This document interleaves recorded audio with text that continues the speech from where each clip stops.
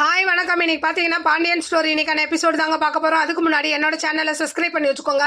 வாங்க கதைக்குள்ளே போகலாம். இப்போ பார்த்தீங்கன்னா முத்துவேலும் கதிரும் வந்து டாக்டரை பார்க்க வராங்க.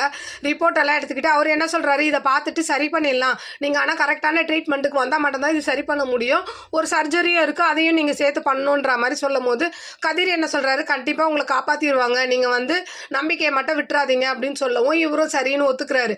அடுத்த சீன் பார்த்தீங்கன்னா செந்தில் என்ன பண்ணுறாரு, சரவணன் கடைக்கு போயிட்டு அப்போ உன்னை வர சொன்னார், நான் கடையை பார்த்துக்கிறேன்ற மாதிரி சரவணன் வீட்டுக்கு அனுப்புறாரு.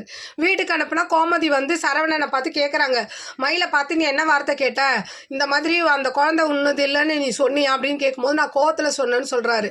உடனே இவங்க என்ன பண்ணுறாங்க, எப்படி கோவத்தில் கூட நீ சொல்லுவேன்னு சொல்லிட்டு சரவணனை போட்டு அடின்னு அடிச்சு விட்டுட்டு என்ன சொல்கிறாங்கன்னா, இப்படி கோர்ட்டில் வந்து கேஸ் நடந்துக்கிட்டு இருக்கு, இந்த டயத்துல இவன் வயிற்றுல பிள்ளைய வச்சுட்டு இருக்கா, நான் என்ன பண்ண போகிறேன்னு தெரியலையே அப்படின்ற மாதிரி எல்லாரும் புலம்பி அப்படியே ஒரு மாதிரி இடிஞ்சு போன மாதிரி உட்காந்துருக்காங்க. அப்போ பாண்டியன் சொல்கிறாரு, இதுக்கு ஏதாவது ஒரு சரியான முடிவை நம்ம எடுக்கலாம் அப்படின்ற மாதிரி இன்னைக்கான எபிசோடு முடியுது. பார்க்கலாம் நாளைக்கு என்ன நடக்குதுன்னு.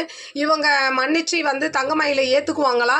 உங்களோட கருத்துக்களை என்னோட கமெண்ட் பாக்ஸில் சொல்லுங்கள். என்னோட சேனல் பிடிச்சிருந்தா லைக் பண்ணுங்கள், ஷேர் பண்ணுங்கள், கமெண்ட் பண்ணுங்கள். என்னோட சேனலை சப்ஸ்கிரைப் பண்ணி சப்போர்ட் பண்ணுங்கள். நன்றி, வணக்கம், பாய்.